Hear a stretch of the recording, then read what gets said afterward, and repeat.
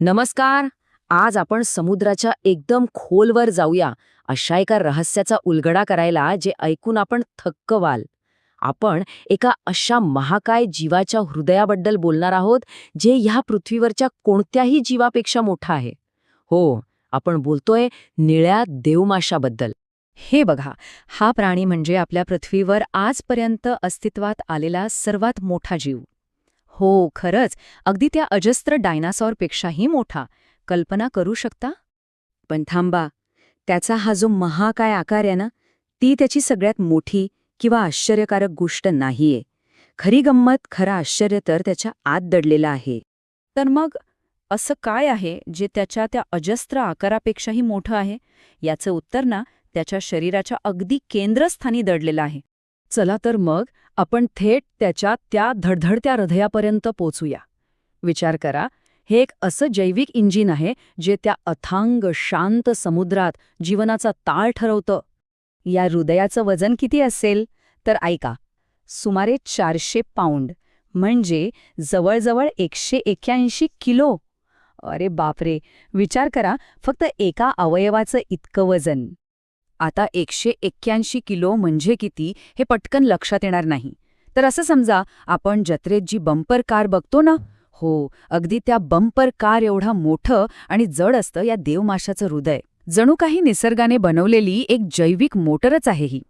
आणि गंमत इथेच संपत नाही.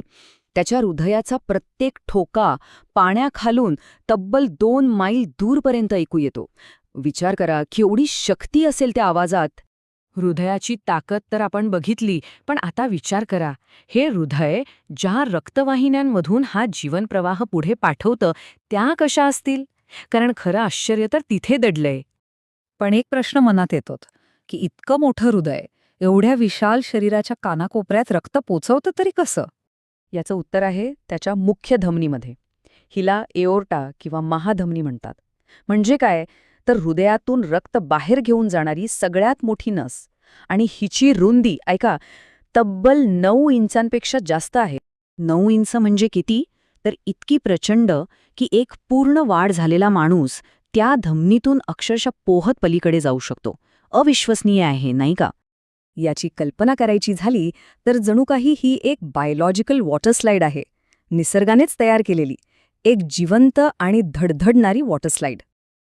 बरं, इतकी शक्ती, एवढा प्रचंड आकार, हे सगळं ऐकून काय वाटतं? सगळं काही खूप वेगाने घडत असेल, नाही का?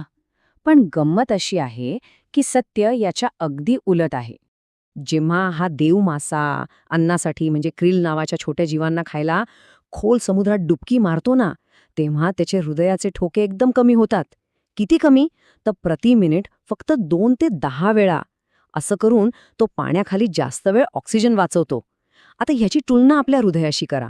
आपलं हृदय आरामात असताना सुद्धा मिनिटाला 60 ते 100 वेळा धडधडतं. म्हणजे विचार करा, केवढा हा फरक आहे. म्हणजे बघा, ज्याला आपण इंग्रजीत म्हणतो ना स्टेइंग काम अंडर प्रेशर, त्याचं हे सर्वोत्तम उदाहरण आहे. अक्षरशः समुद्राच्या त्या प्रचंड दबावाखाली शांत राहण्याची कला.